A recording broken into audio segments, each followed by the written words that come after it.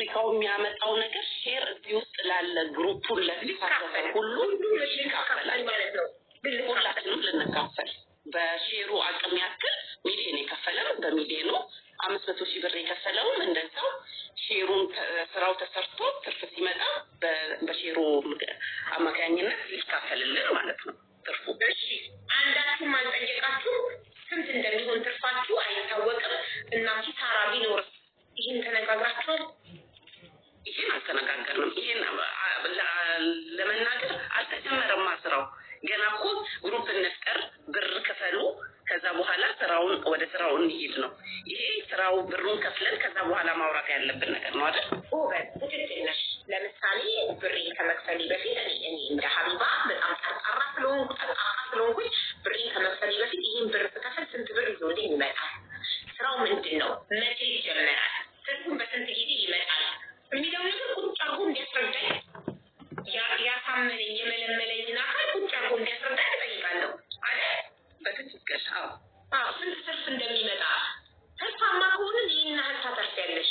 500 ሺህ ከፍለሽ ግን ይህን ያህል ታገኛለሽ። 1 ሚሊዮን 700 ሺህ 800 ሺህ ስንት አገኛለሁ?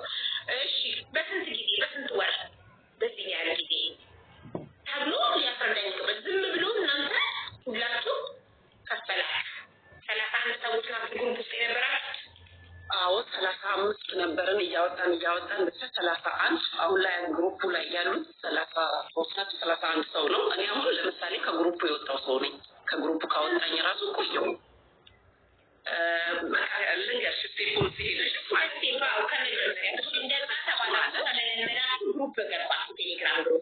ግሩፕ ገባን ክፈሉ እንደዚህ ካምፓኒው ካቋቋምን በኋላ እንሰራለን። ስትመጡ ከሀገር ቤታችሁ ስትገቡ ካምፓኒ አላችሁ፣ የምትገቡበት ቦታ አላችሁ። ስራ ፈልጋለሁ ብላችሁ አትሄዱ።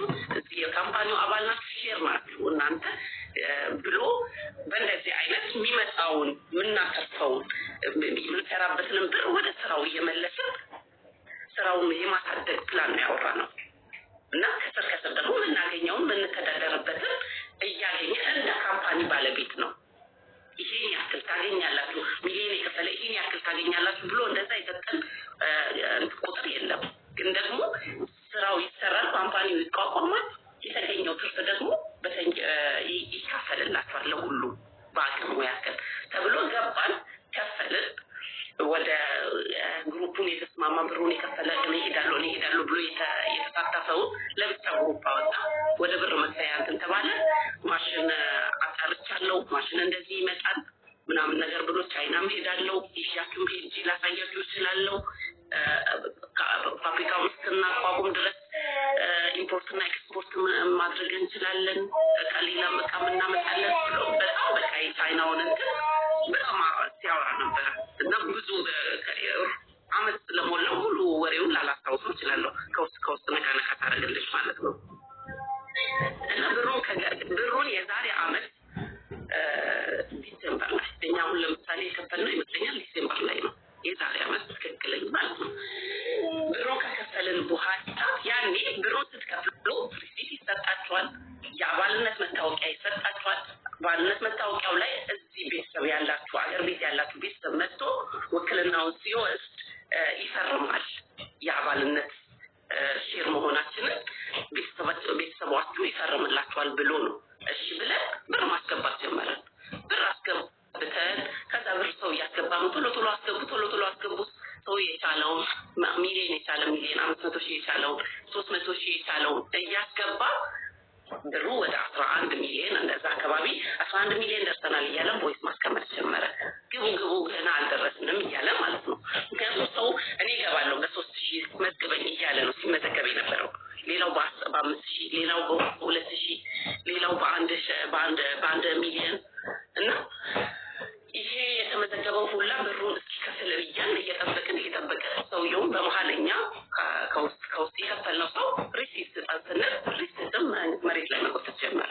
አረ ሪሲት ስጠን አለ። እናንተ እስካሁን ሪሲት ላይ ናቸው፣ ሪሲት ይሰጣችኋል፣ ሪሲት ችግር የለውም፣ እኛውን ስራውም እንዴት ነው የምናካሂደው የሚለውን መልስ ብቻ እያለ ግሩፕ ላይ ቮይሱም ድምፅ ማስቀመጡም ቀነሰ፣ ለእኛ መልስ መስጠቱም ቀነሰ። ብሩ ሲገባ ማለት ነው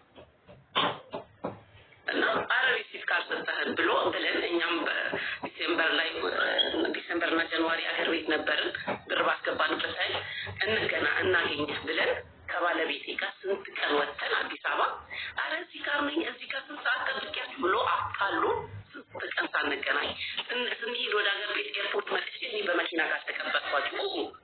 አረ ሰው አለን ግን ደግሞ እንገናኛለን መታወቂያውንም በአካል እንቀበልሃል መታወቂያና ሪሲታችንን እሺ ምናምን ተብሎ ከዚህ ፏ ብሎ ነው በወሬ ተቀብሎን በግሩፕ ውስጥ ስንሄድ የለም አይመንታ ስልክ እንደውላለን አያነሳም። ሲመቸው የሆነ ታይም ይደውልና እንዲሆኝ እኮ መጥቼ ስንት ሰዓት ቆሜ ስልክ አይሰራም ምን ሆነ ነው ምናምን ነገር ውሸት መደብደብ ውሸቱ አያልቅም። አንዱ አለቀ ሲባል አንዱ አለቀ ሲባል አንዱ እያለ ብቻ ዛሬ አደረሰ። እኛ መጨረሻ ላይ 1 ሚሊዮን ከባለቤቴ ጋር አንድ ላይ ሆኜ የከፈልኩት እኔ ብር በቃ አንፈልግም ብራችንን መልስልን ሪስትም እየሰጠህን አይደለም እየሰራን ባለፈው ስራ ስትሰራ ፋብሪካ አልክ ከዛ በመሃል መሬት እንግዛ እያልክ ነው አሁን ከዛ በኋላ የቡና ስራ እንጀምራለን ስራው ተጨባጭነት አጣ ይሰማል አይደል? አዎ ይሰማል። ኡምረያን ማናት? ሁሉም ኡምረያንን አስገበት የአይመን ባለቤት ናት ማናት? መስለኝም ኡምረያንን አስገደድልኛል። እሺ ዳይመን ታሽር አድርጉለት እኔም ዋትስአፕ ላይ ቮይስ አደርግለት ነበር እና እንደዛ ገባን።